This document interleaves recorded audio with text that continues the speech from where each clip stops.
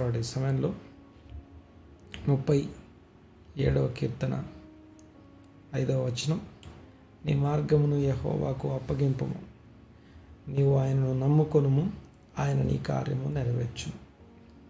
మాట్లాడడానికి అనడానికి చాలా సింపుల్గా కనపడతాయి ఈ పదాలు, కానీ అంత చిన్న విషయాలు కాదు. నిన్న మాట్లాడుకున్న మార్గం అంటే ఏంటో నిన్న అర్థం చేసుకున్నాం. యెహోవాకు అప్పగించడం అంటే ఏంటో మాట్లాడుకున్నాం. మరొకసారి జస్ట్ రిపీట్ చేసి జ్ఞాపకం చేసి మనం ముందుకెళ్ళిపోవాలి. నీ మార్గము యెహోవాకు అప్పగించుము. హీబ్రూ భాషలో అక్కడ అప్పగించుము, మార్గము అనే మాటకి హ్యాండ్ ఓవర్ చేయమని లేదు, కానీ గోల్ అనే పదం రాస్తుంది. గోల్ అనే మాటకి దొర్లించేయడం అని అర్థం. దొర్లించేయడం లేకపోతే కమిట్, రోల్ ఆర్ కమిట్ అని అర్థం. గోల్ అల్ అదోనాయి డెరఖెకా అనే పదాన్ని మాట్లాడుకుంటున్నాం. అంటే నీ మార్గమును యెహోవాకు అప్పగించుము అని ట్రాన్స్లేట్ చేయబడింది. బట్ ఈ గోల్ అనే మాటకి దొర్లించేయడం అనే మాట a deliberate act of entrusting one's path or plans to God, letting go of personal control.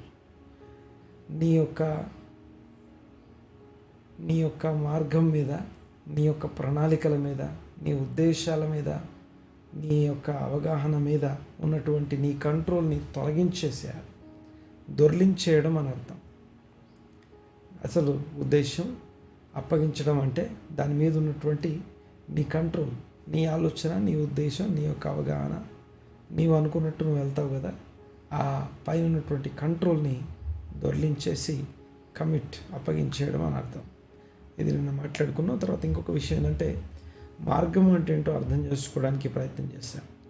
మార్గము అంటే ఒకటి ఆదికాండములో ఉన్నటువంటి అబ్రహాం యొక్క మాట, అబ్రహాంకి ఇవ్వబడిన సర్టిఫికెట్. అంటే నీ పిల్లలకు, అబ్రహాము తన పిల్లలకి, ఇంకా ఎవరు పుట్టలేదప్పటికీ, అనగా ఆత్మ సంబంధమైన సంతానం అని చెప్పబడుతున్నటువంటి ఇస్సాకు ఇంకా పుట్టలేదు. ఇస్సాకు పుట్టక ముందే అబ్రహాం గురించి చెప్పబడిన మాట ఏంటంటే అతడు తన పిల్లలకు యెహోవా మార్గం అనుసరించినట్లు ఆజ్ఞాపిస్తాడు. అంతేకాదు ఆయన కూడా తన మార్గమును, యెహోవా మార్గమును అనుసరించాడు. యెహోవా మార్గము అనే మాటకి దేవుని కట్టడలు, దేవుని ఆజ్ఞలు, దేవుని విధులు, లేదా న్యాయము, కనికరము, విశ్వాస్యత, ఇవి మూడు యెహోవా మార్గము అని ఒక దగ్గర ఒక అవగాహనకు వచ్చాం. ఆ తర్వాత మోషే గురించి మాట్లాడుకున్నాం. మోషే తన యొక్క దేవునితో ముఖాముఖిగా, word to word, face to face మాట్లాడగలిగిన అవగాహన మరియు మాట్లాడగలిగినంత ప్రత్యేకమైనటువంటి ఆత్మీయ జీవితం కలిగినటువంటి మోషే ఇప్పుడు దేవుని అడుగుతున్నాడు, నీ మార్గం నాకు తెలియజేయమని అడుగుతున్నాడు. నీ మార్గం నాకు బయలుపరచుమంటాడు. మార్గం అనేది it is not geographical pathway to a location. ఒక ప్రాంతానికి, ఒక ప్రదేశానికి తీసుకెళ్ళే ఒక జియోగ్రాఫికల్ మార్గం కాదు. చాలాసార్లు యేసు నేనే మార్గము అంటే పరలోకానికి తీసుకెళ్లే మార్గం యేసు అంటారు. యేసు మార్గము అంటే అర్థం ఏంటి గమనించండి ఒకసారి. మోషే దేవుని అడుగుతున్నాడు, నీ మార్గం నాకు బయలుపరచుము అని. ఆ మార్గం ఏంటి అని అడిగితే ఆ తర్వాత అధ్యాయంలో, అనగా 34వ అధ్యాయం 6-7 వచనాల్లో దేవుని యొక్క గుణాతిశయాలు ప్రచురించబడ్డాయి. తన యొక్క కృప, సత్య, సంపూర్ణమైనటువంటి మహిమ గుణాతిశయాలు ప్రచురించబడ్డాయి. అవి ఆయన మార్గమై ఉన్నాయి.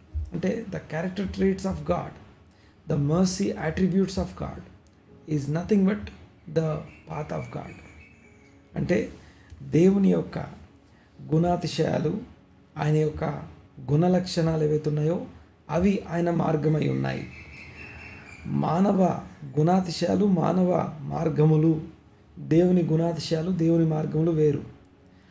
మానవులు దేవుని మార్గము అనగా దేవుని గుణాతిశయాలను అనుసరిస్తూ దాన్ని ప్రచురించే స్థితికి చేరుకోవడమే యేసుప్రభుని అంగీకరించడం, యేసుప్రభు అనే మార్గంలోకి ప్రవేశించడం అని అర్థం. అంటే యేసు దేవుని మార్గంగా జీవించాడు. యేసు దేవుని మార్గముగా జీవించాడు. అందుకే నేనే మార్గము అని కాన్ఫిడెంట్గా చెప్పగలుగుతున్నాడు. సో ఆ మాట నన్ను కూడా అనిపించగలిగిన స్థాయికి ఆత్మీయంగా నడిపించడం దేవుని వాక్యం యొక్క ఉద్దేశం. ఇక ముందుకెళ్దాం. గమనించండి ఒకసారి. మార్గము అంటే మరొకసారి రిపీట్ చేస్తాను. What is the path? Path is nothing but the attributes of God, the mercy attributes of God are the character traits of God. దేవుని యొక్క గుణ లక్షణాలు, ఆయన గుణాతిశయాలు, లేకపోతే ఆయన మహిమ గుణాతిశయాలు, కృప గుణాతిశయాలు అనేవి వీటినైతే పిలుస్తామో అవి దేవుని మార్గమై ఉన్నాయి. ఆ మార్గంలోకి రావడమే, అంటే నీ మార్గమును దేవునికి అప్పగించడం అంటే నీ క్యారెక్టర్ ట్రేట్స్ ఏవైతే ఉన్నాయో, నీ గుణాలు ఏవైతే ఉన్నాయో. అందుకే దీన్ని ఎఫ్ఎస్సి పత్రికలో రాస్తూ ఈ మాట చదువుతాను చూడండి ఒకసారి. ఎఫ్ఎస్సి పత్రిక 4వ అధ్యాయం, ఎఫ్ఎస్సి పత్రిక 4వ అధ్యాయంలో ఈ యొక్క మన క్యారెక్టర్ ట్రేట్స్ నుంచి దేవుని క్యారెక్టర్ ట్రేట్స్లోకి మనం మారడమే మన మార్గము అప్పగించడం అని అర్థం. చూడండి ఒకసారి 17 వచ్చిన చదువుతాను. 4:17. కాబట్టి అన్యజనులు నడుచుకున్నట్లు మీరు ఇక మీదట నడుచుకొనవలదు. అంటే మీ క్యారెక్టర్ ట్రేట్స్ ఏవైతే ఉన్నాయో, మీ మార్గం ఏదైతే ఉందో, ద వాక్ అంటే నడక అంటే కేవలం అడుగేసుకుంటూ నడిచే నడక గురించి కాదు. నీ నడకను, నీ పడకను దేవుడు ఎరిగి ఉన్నాడంటే నువ్వు ఎలా వాక్ చేస్తావో, నీ వాకింగ్ స్టైల్ గురించి మాట్లాడట్లేదు. The character traits of your life, నీ యొక్క సోల్ యొక్క క్యారెక్టర్ ట్రేట్స్ గురించి మాట్లాడుతున్నాడు. నీ ఆత్మ యొక్క నడవడిక అని అర్థం. అందుకే చూడండి ఒకసారి. అన్యజనులు నడుచుకున్నట్లు మీరు ఇక మీదట నడుచుకొనవలదని ప్రభువునందు సాక్ష్యమిచ్చుచున్నాను. 18వ వచనం. వారైతే అంధకారమైన మనస్సు గలవారై తమ హృదయ కాఠిన్యం వలన తమలో ఉన్న అజ్ఞానము చేత దేవుని వలన కలుగు జీవములో నుండి వేరు చేయబడిన వారై తమ మనస్సునకు కలిగిన వ్యర్థత అనుసరించి నడుచుకొనుచున్నారు. ఇది అన్యజనులకు సంబంధించిన విషయం. వారు సిగ్గులేని వారై ఉండి నానా విధములైన అపవిత్రతను అత్యాశతో జరిగించుటకు తమ్మును తామే కాముకత్వమునకు అప్పగించుకొనిరి. అయితే మీరు యేసును గూర్చి విని ఆయన యందలి సత్యము ఉన్నది ఉన్నట్టుగా ఆయన యందు ఉపదేశింపబడిన వారై నా ఎడల మీరు అలాగూ క్రీస్తును నేర్చుకున్నవారు కావున మునపటి ప్రవర్తన విషయంలోనైతే మోసకరమైన దురాశ వలన చెడిపోవు మీ ప్రాచీన స్వభావం, మీ యొక్క ఓల్డ్ క్యారెక్టర్ ట్రేట్స్, మీ యొక్క ప్రాచీన స్వభావమును, లేదా కింద చూడండి ఒకసారి ఏమని రాస్తుంది అక్కడ, మీ ప్రాచీన పురుషుని వదులుకొని మీ చిత్తవృత్తి అనగా ఇంటర్నల్గా ఉండే మన చాయిస్, మన విల్లింగ్నెస్ ఏదైతుందో దాని యందు నూతన పరచబడిన వారై నీతియు యథార్థమైన భక్తి గలవారై దేవుని పోలికగా సృష్టించబడిన నవీన స్వభావమును అనగా న్యూ క్యారెక్టర్ ట్రేట్స్ని ధరించుకోండి అంటున్నాడు. సో ఇది యాక్చువల్గా మార్గం యెహోవాకు అప్పగించడం అంటే ఉద్దేశం. అనగా మానవ మార్గం వేరు, దేవుని మార్గం వేరుగా మారిపోయినప్పుడు ఇప్పుడు క్రీస్తు యేసును బట్టి, ఇంకొక మాట మీకు జ్ఞాపకం చేస్తాను, క్రీస్తు యేసు మరణ పునరుత్థానాలను బట్టి మనం రక్షణలోనికి వచ్చాం. అయితే రక్షణలోనికి వచ్చి రక్షింపబడిన వాడు మన మార్గము దేవునికి అప్పగించాలి. అంటే మన క్యారెక్టర్ ట్రేట్స్ని దేవుని గుణాతిశయాలతో ఏకీభవించేటట్టుగా అలైన్ చేస్తూ దేవుని గుణాతిశయాలు అనుసరించడం మాత్రమే కాదు, దాన్ని కలిగి ఉండుట, ధరించుకొని ఉండటం మాత్రమే కాదు, దాన్ని ప్రచురించి అనగా ప్రతిబింబించే విధంగా మనం జీవించడం గురించి ఆ మొదటి మాట మాట్లాడుతూ ఉంది. నీ మార్గమును యెహోవాకు అప్పగించుమో, లేకపోతే నీ యొక్క మార్గమును యెహోవాకు అప్పగించుమో. కమిట్ దై వే అంటు ద లార్డ్. నీ యొక్క మార్గమును యెహోవాకు కమిట్ చేయి, లేదా నీ మార్గం మీద ఉన్నటువంటి నీ కంట్రోల్ ఏదైతుందో దాన్ని దొర్లించేసేయమని అర్థం. నీ మార్గం మీద, లేకపోతే నీ క్యారెక్టర్ మీద, నీ యొక్క చిత్తవృత్తి మీద, లేదా నీ యొక్క నడవడిక మీద, నీ యొక్క ఆలోచనల మీద నీ కంట్రోల్ ఏదైతుందో దాన్ని దొర్లించేసేయి. అనగా దాని మీద ఉన్న కంట్రోల్ని వదిలేసి దేవునికి అప్పగించమని చెప్తున్నాడు. తర్వాత ఇది చేయడానికి రెండవ విషయం ఏంటంటే ట్రస్ట్ ఆల్సో ఇన్ హిమ్, లేకపోతే నీవు ఆయనను నమ్ముకొనుము. అప్పగించాలి అంటే ముందు నమ్ముకొని ఉండాలి కదా. అయితే అన్యజనుల గురించి మాట్లాడుతూ ఇక్కడ కొన్ని విషయాలు రాస్తున్నాయి. ఎఫెసీ పత్రిక 4వ అధ్యాయంలో, వారైతే అంధకారమైన మనస్సు గలవారు. ఒక డార్క్నెస్, చీకటి లోపల ఉందట. ఈ చీకటి దేన్ని సూచిస్తూ ఉంది? ఎలాంటి చీకటిది గమనించండి ఒకసారి. ద్వేషము, అహంకారము, గర్వము, లేకపోతే శరీర క్రియలు ఏవైతున్నాయో అవి చీకటిని సూచిస్తాయి. వెలుగు, నీ వెలుగు ఎలాంటి వెలుగు అంటే ఆజ్ఞ దీపము, దాని ఉపదేశం వెలుగై ఉన్నది. అయితే ఆ ఆజ్ఞను అతిక్రమింపజేసే హృదయ కాఠిన్యం ఏదైతుందో, హృదయ కాఠిన్యము, లేకపోతే గర్వము, అహంకారము, ఈర్ష్య, ద్వేషము, అసూయ, కలహములు అని చెప్పబడే ఆ యొక్క శరీర క్రియ ఏవైతున్నాయో అవన్నీ చీకటిని సూచిస్తున్నాయి. అంటే చీకటిలో నడుచు జనులమైనటువంటి మనకు వెలుగు వచ్చింది.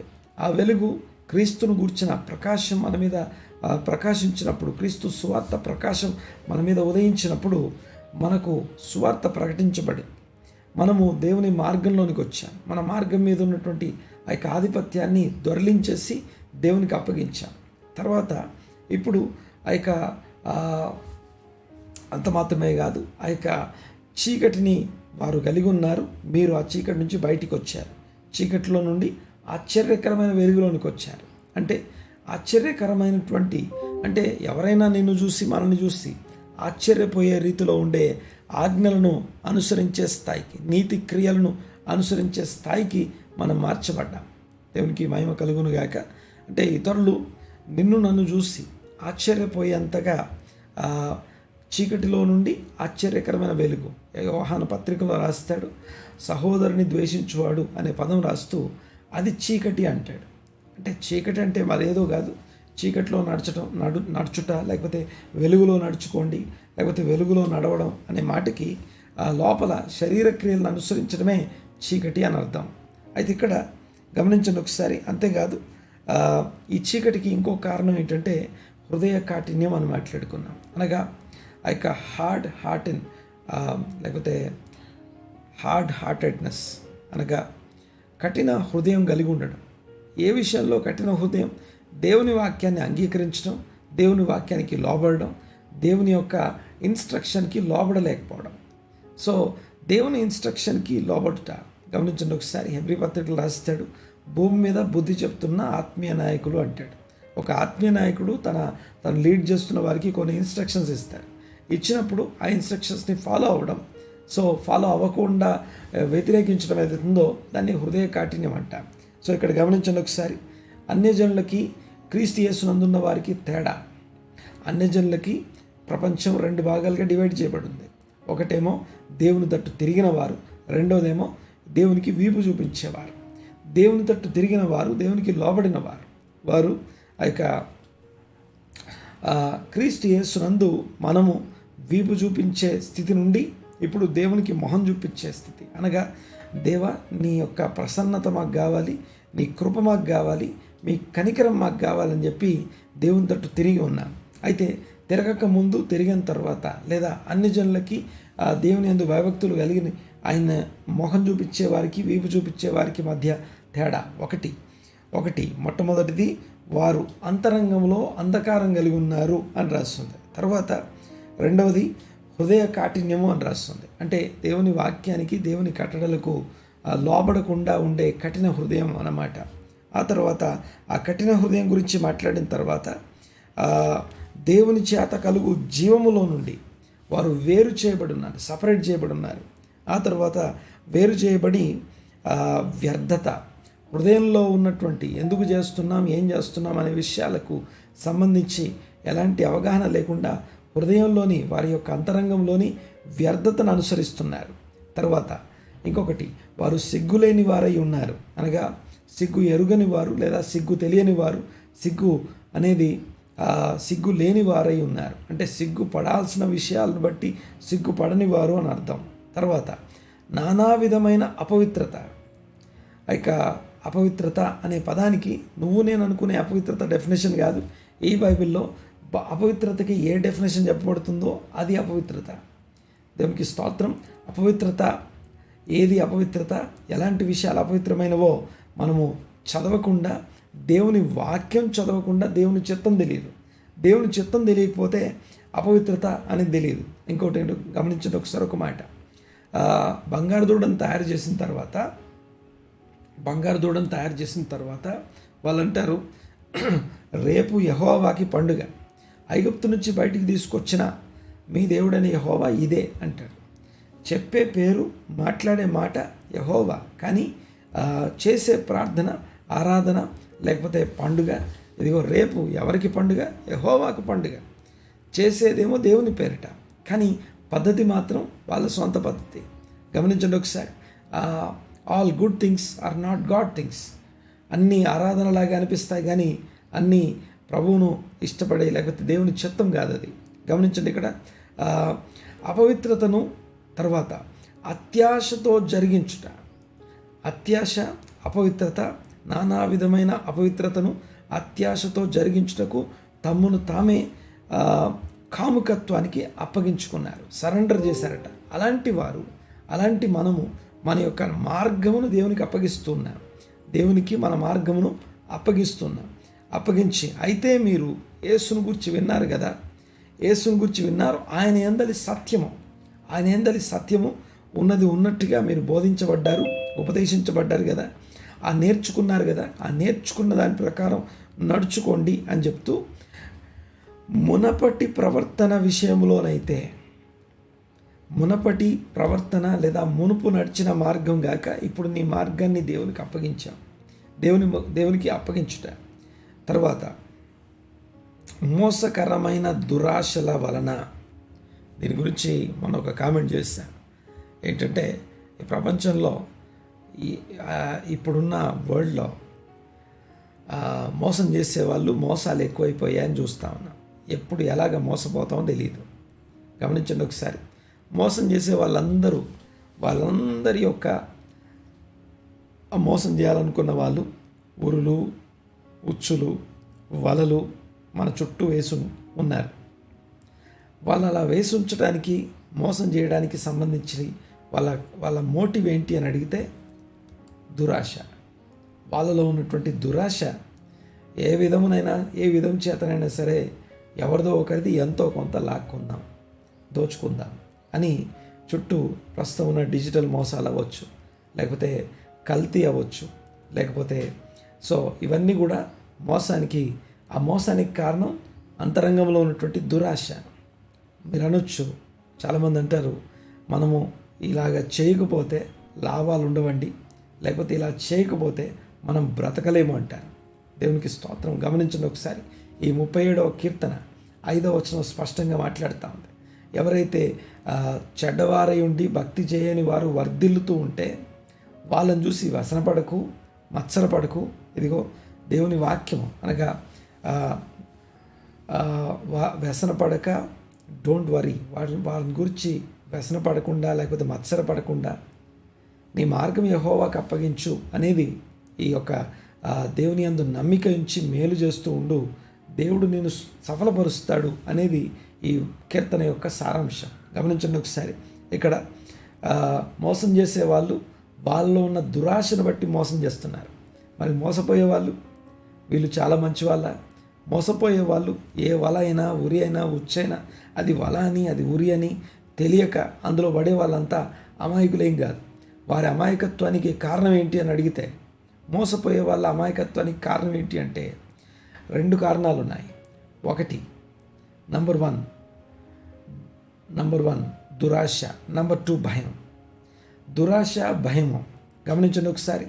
దురాశ, భయము అంటే ఇక్కడికి వెళ్తే, ఇందులోకి వెళ్తే నాకేదైనా ఎక్స్ట్రా ఏమైనా జరుగుద్దేమో, ఏమైనా అయిపోతుందేమో, లేకపోతే ఏదైనా కొత్తది, ఏమైనా ఎక్స్ట్రా లాభం నాకు వస్తుందేమో అని దురాశ వలన మనం ఈడవబడతాం. ఒకటి. రెండవది భయం. నేను ఇది చేయకపోతే ఏదైనా జరిగిపోతుందేమో అన్న భయం. దురాశ, భయము ఇవి రెండు మనిషిని కంట్రోల్ చేస్తున్నాయి. అయితే ఆ రెండిటి వల్ల మోసం చేసేవాడు మోసం చేస్తున్నాడు, ఇక మోసపోయేవాడు మోసపోతున్నాడు. అయితే దేవుణ్ణి నమ్ముకునేవాడు కదల్చబడనంత ధైర్యంగా ఉంటాడు. దేవుణ్ణి నమ్ముకున్నవాడు కదల్చబడనంత ధైర్యంగా ఉంటాడు. నీతి న్యాయము జరిగించేవాడు ఆ యొక్క కదల్చబడినంత ఆ యొక్క ధైర్యంతోనూ, తర్వాత ఎలాంటి భయం లేకుండా వేరే ఇంకే అథారిటీ తన మీద పనిచేయదు. దేవునికి స్తోత్రం కలుగును గాక. అయితే ఇక్కడ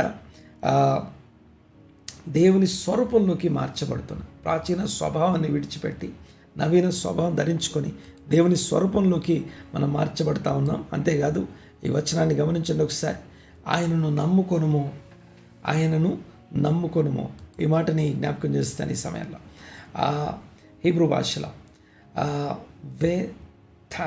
వెథాక్ అనే మాటకి to trust or to rely on, ఆయన మీద ఆనుకొనుట, ఆయన మీద ఆధారపడుట, ఆయనని నమ్ముకొని బ్రతకడం అని అర్థం. Carrying a sense of confidence and security, అనగా నమ్ముకోవడం అంటే a sense of confidence and security, అనగా ఒక రకమైనటువంటి నిశ్చయత, ఒక రకమైనటువంటి ఆ యొక్క దేవుని రక్షణ నాకు తోడై ఉంది. లోకంలో ఉన్నవానికన్నా నాలో ఉన్నవాడు బలవంతుడు, గొప్పవాడు, ఆ గొప్పవాడు నాకు తోడై ఉన్నాడు అనే అవగాహన మనకున్నప్పుడు ఒక రకమైనటువంటి కాన్ఫిడెన్స్ అండ్ సెక్యూరిటీ కలిగి ఉంటాం. అంతేకాకుండా active choice to place once faith in God. ఇది ఊరికేనే ప్యాసివ్ ఫెయిత్కి యాక్టివ్ ఫెయిత్కి చాలా తేడా ఉంది. ప్యాసివ్ ఫెయిత్ అంటే అది అలా వెళ్తూ ఉన్నప్పుడు అది అలా జరుగుతూ వెళ్ళిపోద్ది అంతే. అలా కాకుండా యాక్టివ్ ఫెయిత్ అంటే దానికి స్పందించటం, విన్న వాక్యాన్ని బట్టి స్పందించి ఏదైనా చేయాలి, అనగా యాక్టివ్గా స్పందించడం గురించి మనకు వాక్యం బోధిస్తుంది. తర్వాత లవ్, ఇందాక మనం మాట్లాడుకున్నాం, ఇక దేవుని నమ్ముకొనుట అనే మాటకి ఉవేథాక్ అలావ్ అనే మాటకి to trust or to rely on him or in him, దేవుని యందు మనల్ని కాన్ఫిడెన్స్ అండ్ సెక్యూరిటీ కలిగినటువంటి ఆయన మీద ఆధారపడడం. అంతేకాకుండా గమనించండి ఒకసారి,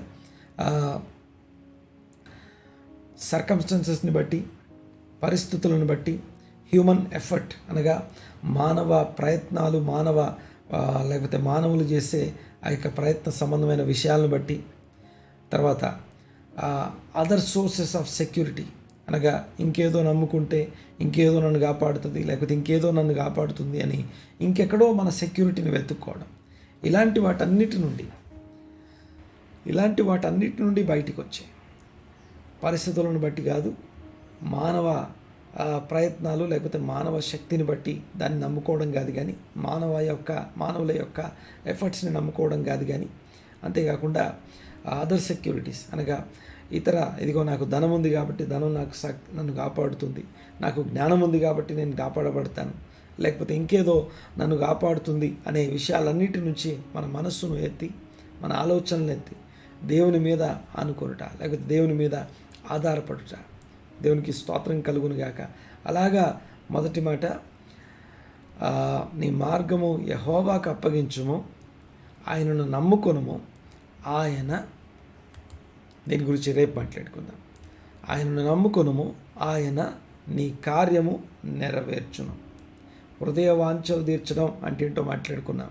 ఇప్పుడు కార్యము నెరవేర్చుట, దేవుడు మన కార్యమును సఫలపరచుట లేదా మన కార్యమును నెరవేర్చడం అంటే ఏంటో మనం మాట్లాడుకుందాం. సో ఈరోజు వరకు అయితే ఆయనను నమ్ముకోవడం అంటే ఏంటో, ఆయనకు మన మార్గం అప్పగించుకోవడం అంటే ఏంటో ఇంతవరకు విన్నాం. ప్రార్థన చేసుకుందాం, కళ్ళు మూసుకుందాం. ఒక్కసారి దేవునికి స్తోత్రం చెల్లిస్తాం. పరమ తండ్రి మా దేవా, మీకు వందనాలు, స్తుతులు, స్తోత్రం చెల్లిస్తున్నాం.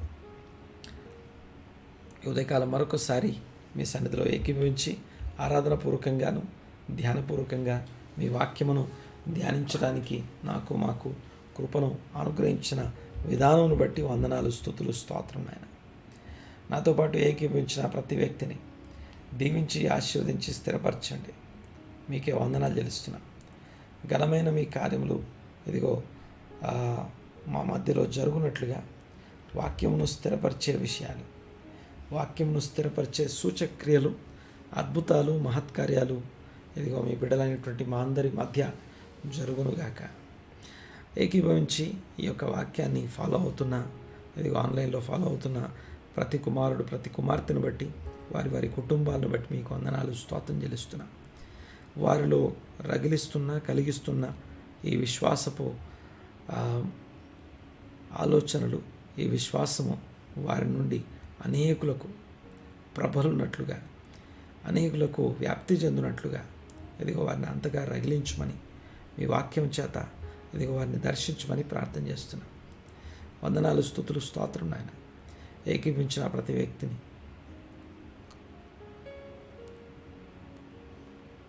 మనోనేత్రాలు వెలిగించండి. జ్ఞానము, ప్రత్యక్షత కలిగిన మనస్సుతో ప్రతి ఒక్కరిని తృప్తిపరచండి ప్రభా, దర్శించండి. ఎవరైతే ఈరోజు ఛాలెంజెస్ని కలిగి ఉన్నారో, ఈరోజు ఛాలెంజెస్ కోసం ఆలోచిస్తూ, చింతిస్తూ, విచారపడుతూ మీ సహాయం కొరకు ఎదురు చూస్తున్నారో వారి కోసం నేను ప్రార్థన చేస్తున్నాను. ఇప్పుడే నేను ప్రభా వారి మీద మీ కనికరం ఉంచండి, వారిని దర్శించండి, దీవించి, ఆశీర్వదించి ఇప్పుడే వారిని ఇదిగో మీ సెక్యూరిటీ వారికి దయచేయమని ప్రార్థిస్తున్నాను. వారి ఛాలెంజెస్ అన్నిటిలో ఈరోజు అత్యధికమైన ఆశ్చర్యకరమైన విజయములతో ఒక్కొక్కరిని దర్శించండి ప్రభు. మీకు వందనాలు. ఎవరైతే మా మధ్యలో అనారోగ్యంతో ఉన్నారో వారి కోసం ప్రార్థన చేస్తున్నాం.